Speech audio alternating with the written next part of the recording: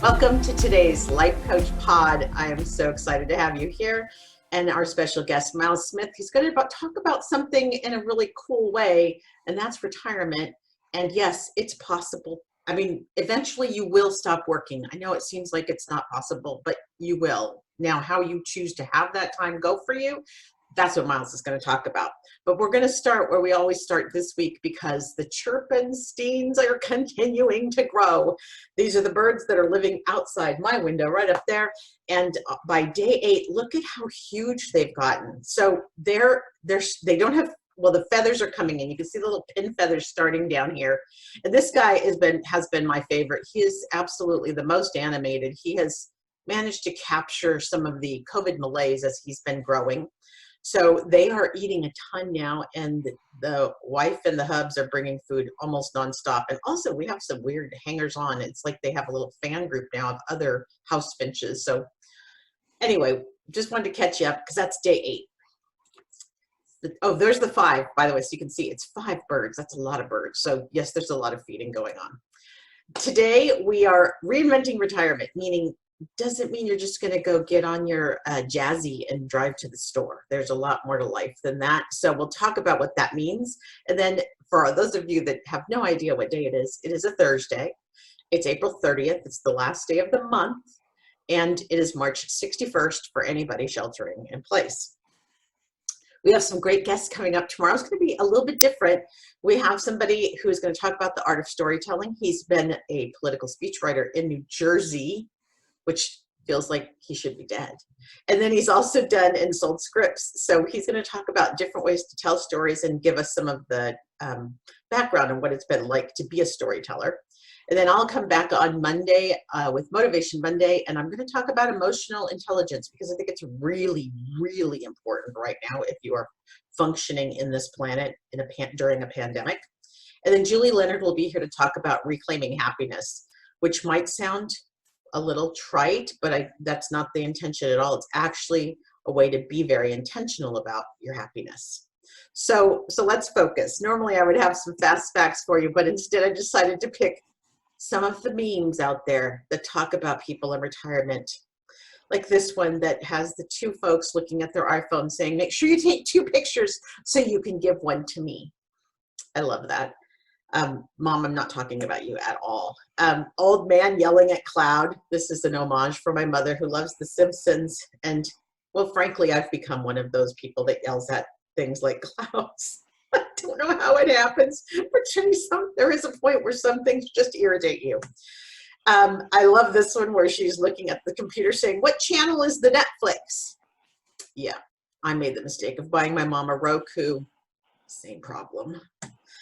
And then I can't read this one out loud. Well, I can't because sometimes we swear on this show, but it is a woman on her jazzy in front of a huge group photo that's being shot. And it basically says, fuck your photo, I'm late for bingo. I want to do that. I want to be this lady one day. I want to just have that kind of chutzpah. And then finally, there is a woman that's correcting the history professor. And this is so on point right now.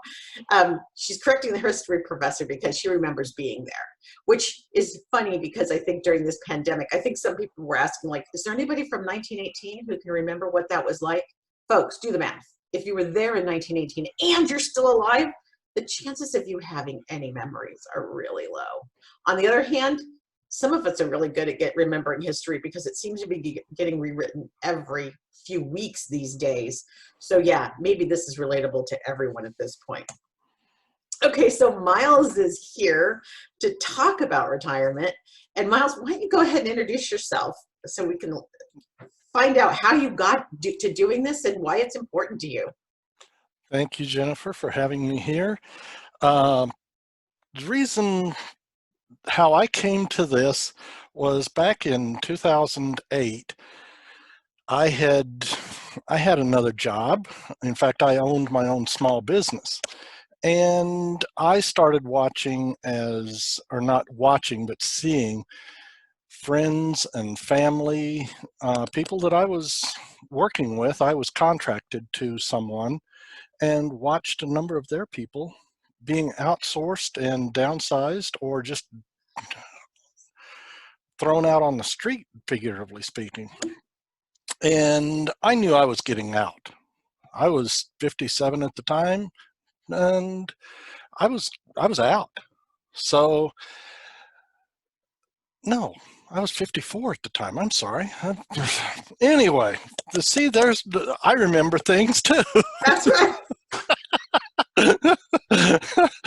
Memory goes sometimes. But anyway, so I was just a case of, I knew that I could help these people. And all of a sudden it just happened that I sold my business. I got into helping people in transition into retirement. It At that time, it was still kind of on the cusp of the old retirement of leisure and idle busyness, which a lot of people didn't like. That was one of the reasons that I got into this, was so many of the people who have gray hair, I like to put it that way, Uh-huh. um, we didn't want to just go to Florida or go to Arizona or my home state of New Mexico and just say, okay, I'm done. I'm waiting for my turn at the mortuary. I had somebody actually tell me that, so I use it from time to time, that was how he felt about retirement. And retirement is not what that is anymore. Retirement today is active, vibrant, making a difference, making a change. All of these things are part of who we are.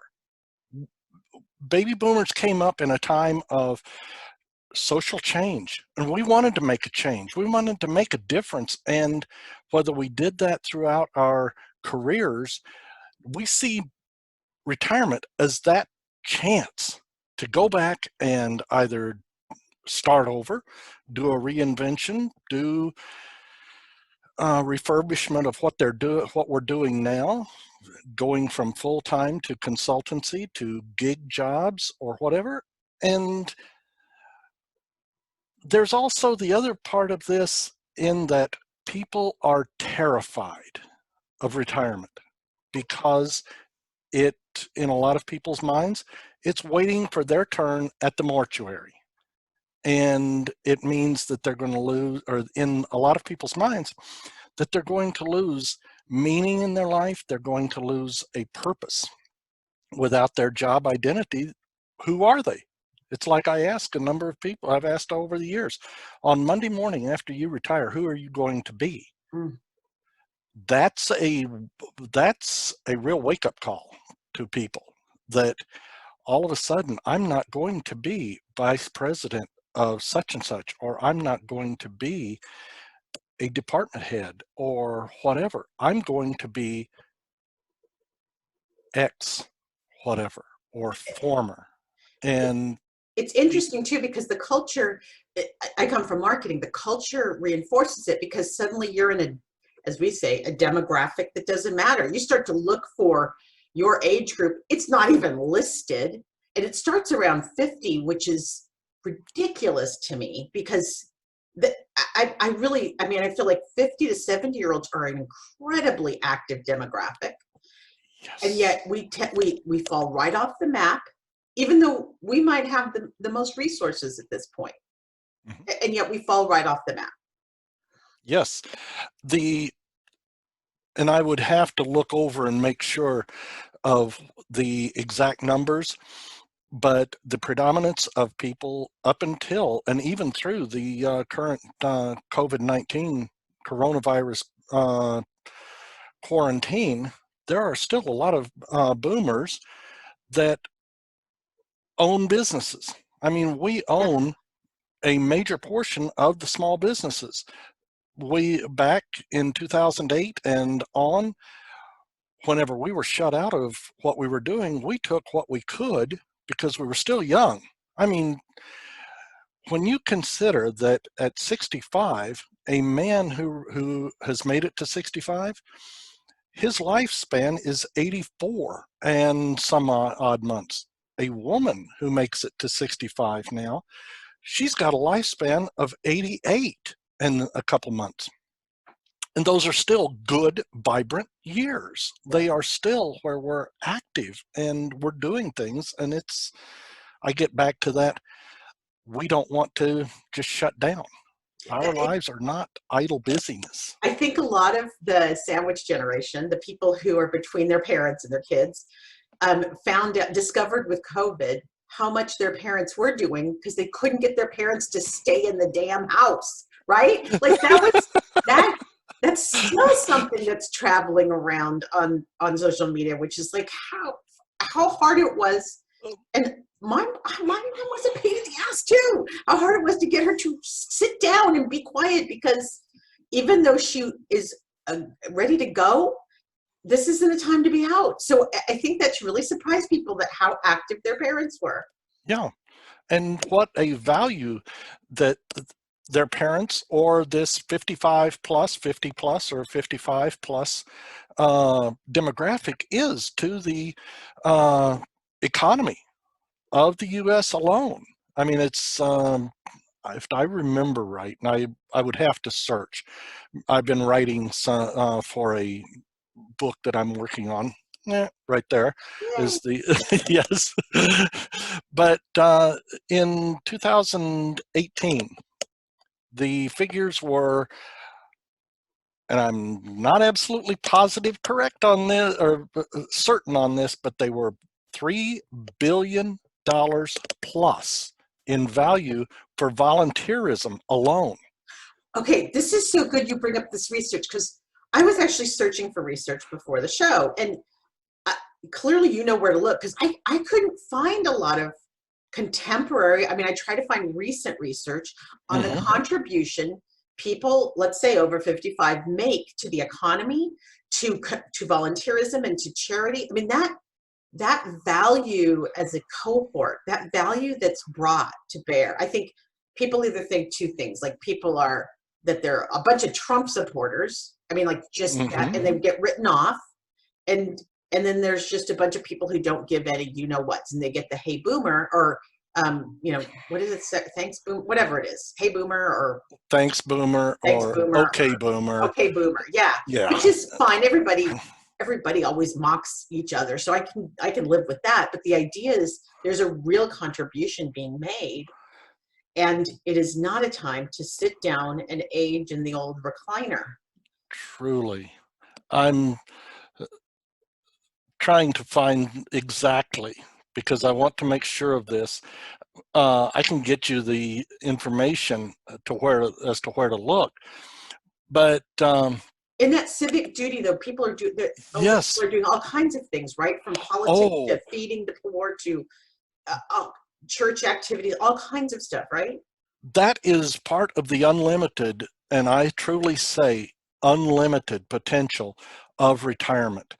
There is opportunities for caregiving. If you take the 55 demographic out of caregiving and hospital and healthcare workers, the volunteerism that is done there, you destroy them.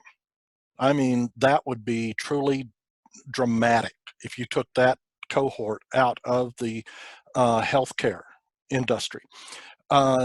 Parents and single parents, you take the grandparent or the older person out of the babysitting and caregiving, you're going to wipe out a lot of people because they can't afford babysitting or care outside of the home.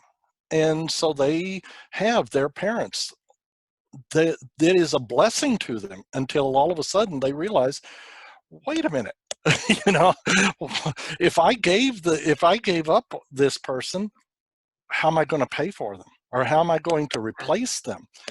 As far as the value of what we are bringing to society in contributions and things that we do after work.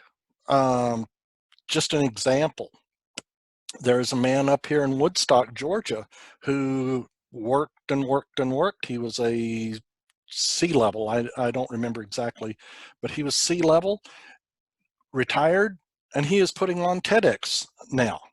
And for TEDx Dupree Park up here in Woodstock, Georgia, north of Atlanta. And he's got a number of different animal rescue nonprofits that he's working with, and he's funded himself. I mean, that's just one person, and you can go on and on and on with just a plethora of people that have all of these, or making all of these contributions. Well, it's funny because I grew up and worked in Silicon Valley. We always talk about, and well, not everybody, but many of us lament the loss of institutional knowledge, right? That idea that over time you learn, and if you're smart in how you run a business, you retain that institutional knowledge because it will keep you from making mistakes and help you go faster. But the idea of taking that shift, like you just described, so you come out of the executive suite and you are able to go out then into the community and take essentially that institutional knowledge you have as a contributor, as a lifelong worker, and you apply it to something else, it really does bring that, it sprinkles goodness everywhere. It's like just this beautiful thing that can happen. That intergenerational education and passing that knowledge down. I mean, we've over 3 decades, and some of us have put in 4 decades, and a few of us out there have put in 5 decades of work.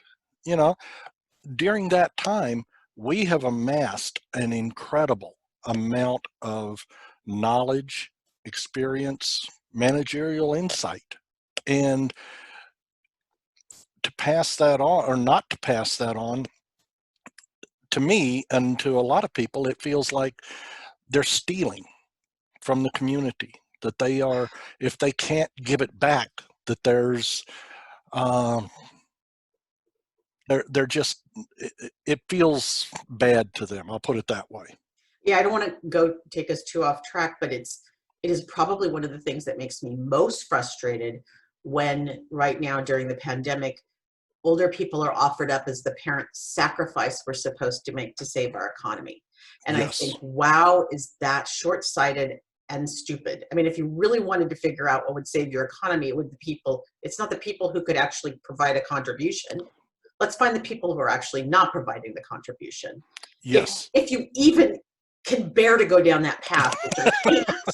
But I mean, yeah, to just think that it's okay. They're old, so you know they've had a life. Yeah. What are they? Such the wrong way to look at it. Yeah, they've passed their best buy date, and Yeah. what do they know? You know, put them out to pasture, let somebody else have their place in line, have sit their butt at that desk. And I'm going to jump up real quickly because I just saw how dark that I have gotten in here. And I'm going to open the blinds over here so you get to watch this real quickly, and I'm going to, so that you can see me again. No problem. Yeah, you're good, but I love it. This is real time, people. Oh, look, we get to see the Retire Inspire. Yes. And the thing is, and Myles, I'm really curious then, as we talk about, you come out of all of this with your knowledge, you come out of this and you're still a fully baked human with lots of value. What have you seen as being the key to life satisfaction as people make this change? That is the heart of where that's an incredibly good question. Know your values, know who you are, know what you are, and know what your values are. Know what drives you. Know what means what to you. I mean, that's the chapter that I wrote for that. I was asked to be involved with that, or well, I take it there. There's the book. There's the Wait, cover. what's it called? Retire? What's it called? Retire, Inspire, One. Okay, great. Inspire One. Okay, Retire, Inspire One. Okay. So Andrew Priestley. Yeah, Andrew Priestley over in Brighton, England, was the, or is the lead author on it, and he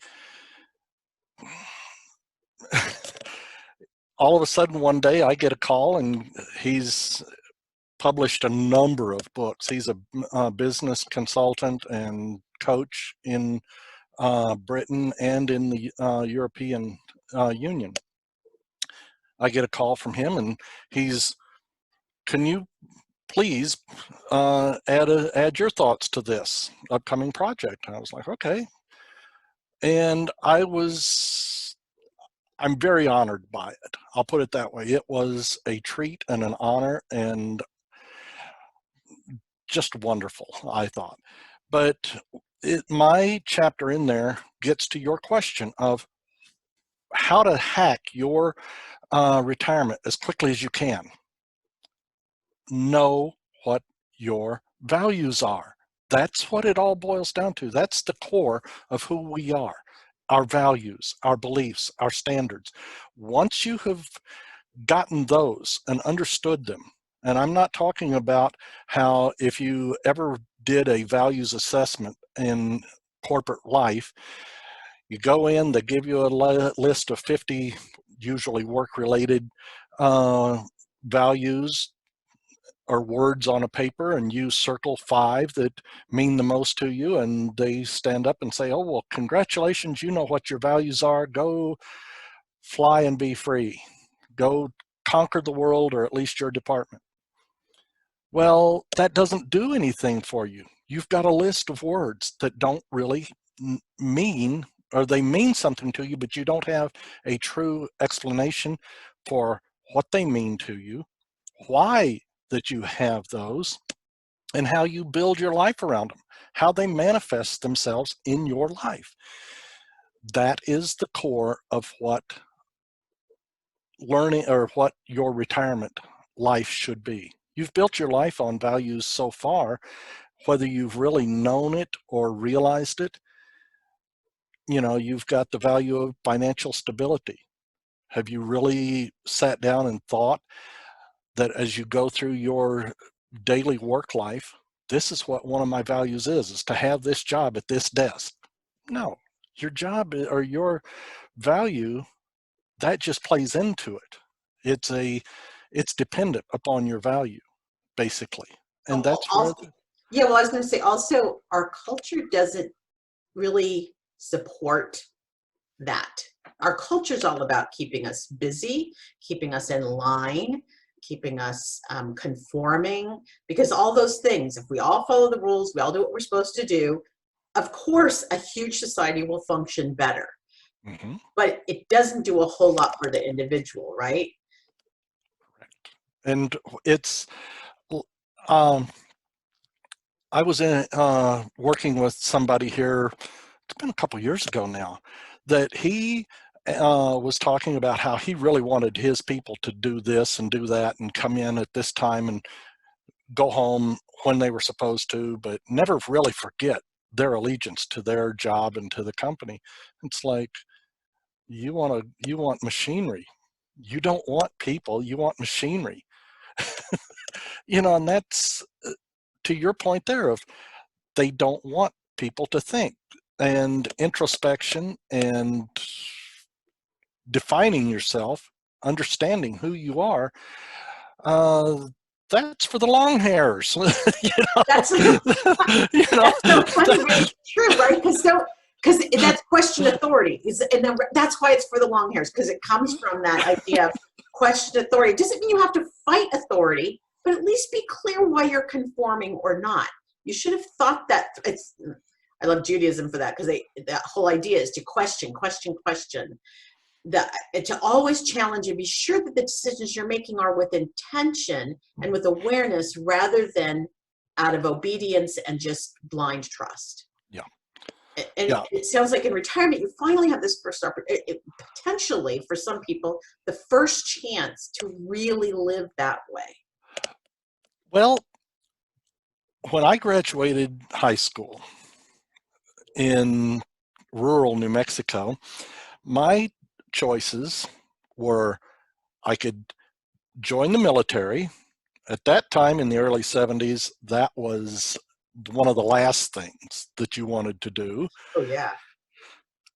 You could go to college or go to a university if you could get in and could afford it, because there weren't that many grants and there wasn't the money there at that time. Or The third thing was get a job. Doesn't matter what the job was, just get out of the house, get a job, and go get a job. Doesn't mean that you have to like it. In fact, you're not expected to. That's a reason that work is a 4-letter word. You're That's not expected to like it, and you'll find your happiness someplace else. If you really like your job, you're going to be one of those weird ones. But no, go get a job. You don't have to like it.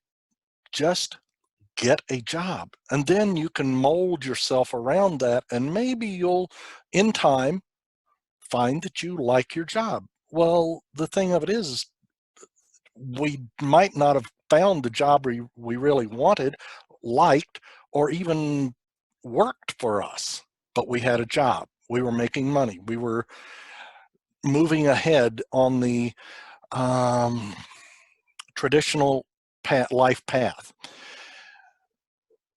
Now, that's not where that a lot of people wanted to be.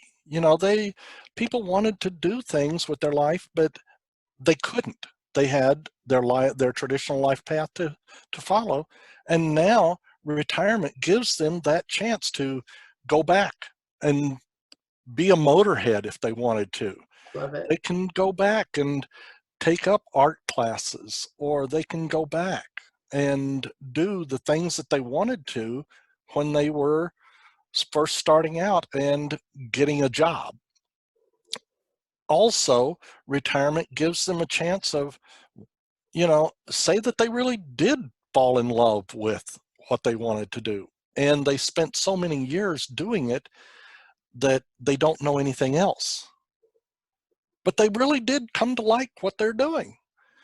They can rebuild that or rejuvenate it. Instead of being a full-time employee, turn it into a consultancy or a gig job. There are a lot of people that are doing gig jobs at C-level on down.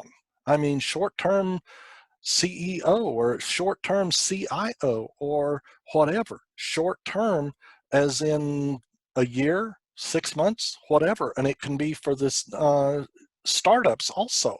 People that are starting up companies need that knowledge, that And experience. I just want to add too, because LinkedIn, I think it's recent, just made a tweak on the jobs. Speaking of gig jobs, because I'm a gig worker, and they just put remote up as a location, and the people are listing jobs now that are remote. Finally, so you don't have to, if you're listening to us and going, but there's a pandemic, the point is you don't have to go out and be with people, and you can provide your expertise and your experience and everything doing these gig jobs. And gig just means it's a short-term job, and I personally would recommend you do it on a project basis, so you don't have to count your hours, but just tell them for a flat fee you'll do this. But that's a whole different podcast. But yeah, I know I so love gig working, but because it gives you a lot of freedom, but also you feel smart. You feel like you're adding value because they're bringing you in for your expertise. That's exactly it right there. They are bringing you in for what you know and what you can bring to the company. I mean, that's why they hired you even as a part-time person back 40 years ago. It wasn't for the fact that you were there to fill a seat. You were there to do a job and to contribute to their bottom line. That's business. That's all that is you're there. Excuse me. So, You are so, there to make money for them. so Myles, okay, so I don't want to work. I'm in touch with my values. I don't really want to work, but I love the idea of what you're saying about my hobbies and my interests. Or, I'm really good with kids, or I love being part of church. What's another thing that people should be aware of after they've figured out their values and where they belong, where their passions and loves are? They can, excuse me, volunteerism. And volunteerism doesn't mean just at the hospital or at the library. Here in the Atlanta area, believe it or not, one of the biggest places that has volunteers are the sports arenas. and also Georgia Aquarium. I think that about 50% of the people that work there are volunteers. You can go follow any kind of um, interest, any kind of activity that you want through volunteerism. If you've got the money and you don't care about working, you can do it. Churches, as you say, synagogues. I mean, there are a lot of people that work within all kinds of areas of this country, and all the way up and down industry, I should say, that there is a place for the person who just wants to come in and work. They don't care that they are not going to be making $50,000 every 6 weeks. So what? To these people, it's about keeping busy. It's about making a difference and bringing what they've got to it. So for folks out there in retirement who don't do something to stimulate their brain and to stimulate their interests, what happens? Oh, What do you see? you don't. This is what bothers me, and it's what it hurts. And this is a fact or a statistic that really does hurt. A man who who retires at 65 has a 70% chance of not making it to his 69th birthday if he's not doing something with meaning and purpose. If he's just sitting there with the TV remote in his hand and a beer in the other, or even without the beer, if he's just puttering around without really any real meaning and purpose to his life, he's not going to make it to 69. 70%? 70%. That's Social Security. Yeah, Social Out of 10. Security. Yeah, I'm sorry, Social Security statistic. Yes. Which also means, by the way, if you just want to get pissed about it and you don't care about your life, you work for that Social Security. Freaking stay alive just to at least get your hands on it for 15 years. Yes. So don't. So I really thought, wow, that is no wonder. This is something that truly is. It's not just eye-opening, but it hurts for me to watch whenever somebody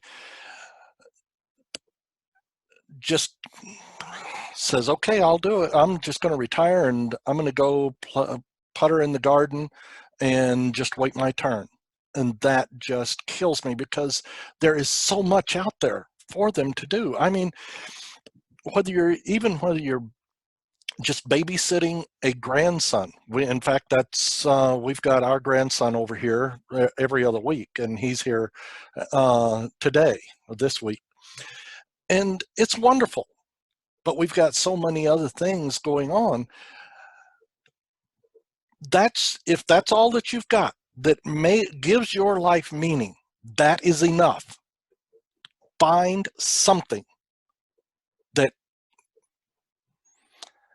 I have to catch myself because I will use some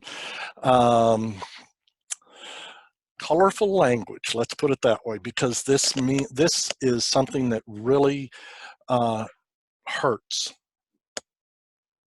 Get off your ass and do something, damn it. Get out there and go do something. It doesn't matter what it is, but find something that brings meaning to yourself, because that is what is going to keep you alive. I totally understand. Yeah, okay, so sorry. No, it's okay. I understand your passion, and I can see why this is so important to you. And the thing is even with folks that are sheltering in place, okay, good. Then, oh my gosh, my nephew called me last night with a survey he was doing for social studies. He's 11, but he was so excited for contact. And then my thing is I tried to drag the conversation out, ask him his point of view, just the idea of talking to people. If you're sheltering in place, you can Zoom like we're doing right here with your grandkids, with your nephews, with your own. Sorry, one other thing you're so waking me up on this one, but A dear friend lost his wife during this. Now, she didn't die from the virus, but she passed and we couldn't have a funeral. But he's been posting old family photos on Facebook, which has been this amazing, glorious exercise that's brought the whole family together for him at a time when he just really did need some attention. And now he's got this role in the family, even though he's sheltering, where he's kind of the historian as he's learning about these photos that he's clearly, the men usually don't pay attention to a lot of those details, and everybody's filling in the picture, right? And so there's ways you can connect and have purpose. You can get on Mhm. Ancestry. You can help your kids understand their heritage. You can go take photos in your neighborhood on your walk and then come back and identify the plants. Or I've done stupid weird thing where I've been thanking neighbors for their beautiful yards on next door, like, because I'm a weirdo like that. But the thing is that there's lots to appreciate, right? Yes, this isolation, you just touched on something there too. Retirement, and especially with men, retirement hits them harder than it does women in the isolation category. And that's one of the 5 big fears of that people have, and emotional issues around retirement. Like I said, loss of meaning, loss of purpose, loss of identity, loss of self-worth, and loss of socialization. And it's this is a time that really is bringing that out to everyone, that I'm isolated. How about the older people in my circle or in the family? What about them? Why don't I reach out to them? And it's bringing that around. It's If there is a plus side to this, and I do believe that there are some plus sides to everything. Yeah, I don't care what you can bring up, there is a positive to it. And one of the positives of this quarantine is that people have gone out and bought cameras, or they've gotten phones and they've learned how to FaceTime, and they are bringing their families closer together. It is bringing families closer together because they're they're the only ones that want to talk to them in some cases. So But it's so important. You're right. It's just that idea of connecting in any way we can and see and yeah, and appreciating the value. Well, I mean, I've always grown up with great respect for my elders. That was a family value, and so it was very important to me. And even though I'm not with my mom right now, I make a point, we talk every day. We just catch up, because if I was living there, I probably wouldn't be at her house anyway. We would still be catching up. So it's the same difference. But you're right. Women are better. We're more used to that. yeah, And men are more, and especially men of our age, they are more, well, I'll get through it on my own, that kind of thing. yeah, It's yes, that's We that don't soldier on, right? reach That out. Yeah, I'm tough and I'll soldier on and I'll be able to get it done. yeah, and I've done all of these things in my life. I've done the do-it-yourself thing, and I've been the one that has been motivated to do it all. I was expected to do it all for many years, and then all of a sudden, I'm doing it all. And I missed out on all these kids growing up and everything. So why don't I just go ahead and keep on doing? And now all of a sudden, here they are, even if they are married, which is that's another can of worms. That gray divorce is, um, in 95, it was 1 in 10. Now it's 1 in 4 people that are divorced over the age of 55. Uh, yeah, that I Well, see the I mean, look on your face. well, It's I like, mean, oof what? is like oof also financially, because that hit as I watched my friends in the kid raising years take the financial hit. I can't even imagine the financial hit at retirement of splitting up a household. Yeah, So yeah, that is a whole other show, because just oof is that one for me. Like, that's whoa. that is another um, negative that Negative, is yeah. going on anymore. That the gray divorce and how it's impacting the 55 plus community. So, But yeah, so, okay, I want to see if there's any questions, and I also would love to hear then, really quickly, what can people get with working from you? Donna, do you have a question? I'm going to ask Donna specifically because I know she's the one most likely to. Well, I had two questions. I noticed behind Myles, there's he had some little, there's like something in frames. Are those some catchy sayings or something behind you there, Myles? The no, blue, that blue arrow. Arrow, that, is it? that's a book cover. Okay. That It is, looks like it says something about retired on it. yes, I will grab it. And the unlimited potential of your retirement. Oh, nice. Yes, that is the book cover for the book that I'm going to be having out. Supposedly, I was going to have it out in June, but one thing and another has happened, and plus business has really jumped for me over this last month and a half too, believe it or not. People have decided that, I'm not going to play the roller coaster game anymore. I'm going to retire and go for it now. That they have just chosen that, yeah, economically, it might not be the best of times, but whether they're working on indexed funds for their financial foundation or whatever, but they're just saying, I'm out of here. I'll do retirement and I'll do it now, and I'm going to do it on my terms. And that one is the book cover for this. Okay. Yeah. I'm just one of those people that observe everything behind. Yeah, I had good role models for retirement. I had a grandmother. Well, my mom, my dad, and my grandmother all retired at 62. And one grandmother kept working. The other, she traveled with they were all widows. They traveled. She did a lot of traveling. My mom and dad did traveling, but what my dad did, he did a stint on the grand jury, which he enjoyed. And then it was in our family. It was a 1929 Model A Ford, and he spent time with his friends remodeling. He remodeled that. So those were two things that he did to keep busy. But I've got a lot of things I want to do. So I have a whole long little list of things, and I'm going to take a little break. I'm going to take a little break before I do that. But the biggest thing I think with everybody is that I hear is about like taking Social Security. I'll be 62 this summer, and most everybody tells you don't take it now. Wait. But I've had like 3 really good family friends that say take it now because you don't know how long you're going to live. And one of them, I was just talking to her the other day. She's 72. She said, had I known I was going to live this long, I would have waited. But she said, I've been getting a check for the last 10 years. And she said, but when you look at numbers, your accountants and everybody will tell you, oh, you're not going to break even. She said, don't look at it that way. Look at it that you're alive to enjoy it, and spend it. And that, I don't know how things are back in Georgia, but in California too, people are more like save it, wait till later to take it, take it at 70.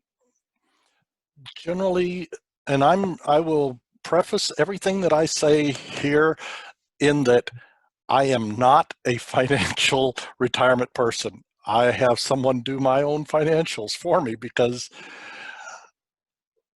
it's not what I do. So, but the whole Social Security, that is something that a lot of people jump for as quick as they can now because they're afraid that it might not be here. Yeah. Well, yeah, actually, we're in such an unusual time. Donna knows that I've done a ton of work writing for a financial institution about retirement. I work for a fiduciary, but as a writer. And of course, our advice is wait till 70. But to your point, Donna and Myles, the thing is I think, Myles, your approach, your philosophy of align your values, you're going to have to assess your own health and energy levels. If you can do crap now, and that's going to allow you to do it, then that changes the decision about getting more money when you're 77 and you own your home or whatever. It may not matter, because the thing is, like, Donna is super active. She's going to be out there doing stuff. And if that money allows you to do it, I think that's back to your values, Myles, is like, what are your values? That helps your decision making, right? That allows you to decide what the priorities are and what's more important right now versus what might be more important at 85. Yes. Values, values, values. And I congratulate you on Donna on that. You know what you're going to be doing. You do not know how that warms my heart, because on the other side of it are the people who come to me and say, I have no idea what I'm going to be doing, or I have no idea what I'm doing. I've been doing now, and I've been retired for 6 months, a year, 18 months, and I've got no idea. I tried to do it on my own, which is, thankfully, you've got an idea on, or you know what you're doing. Most people don't. It's one of my little statistics things of people put more time into planning a week-long vacation than they do 20 years of retirement. Yeah. You know, And yeah, that makes sense to me because in some ways, we kind of don't even really pretend that retirement's possible. Like it becomes that that, elusive thing. And then I can imagine why you have clients, because suddenly, like now, this pandemic is a really good example of, is it time to pivot? Like, really, like you said, do I still keep wanting to chase this, or can I figure this out and survive on less mhm. and have a And completely different life? as I say, make sure, and I'm very adamant about this, of talk to a wealth management professional, have one, because they are the ones that can help you build that financial foundation, whether you need to go on to Social Security or not, whether you have got 5 million sitting in the bank or sitting in whatever financial instruments that you have. A lot of people that do still work. I mean, that's that higher or high net worth income are more of my clientele, because they are the ones that have been working and they can't see themselves stopping working. Mhm. I can see. Oh, they are, to stop is like death to them. Mhm.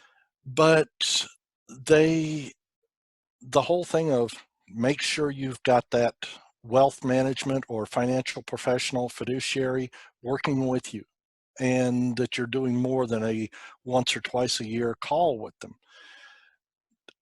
Key is stay in touch with them and them with you.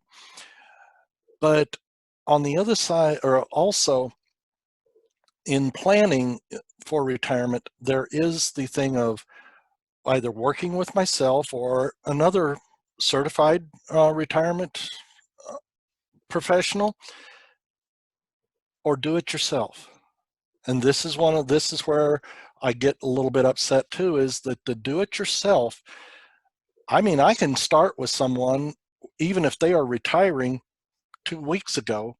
In 3 months, we've got a plan for them. We've got them transitioned into a retirement that is going to be meaningful. It's their retirement. I mean, it's what they want to do. That's all it's all about, is what the person wants to do with their retirement and for the next 20, 30 or years or longer years. But to do it yourself, and especially a lot of guys are in this category.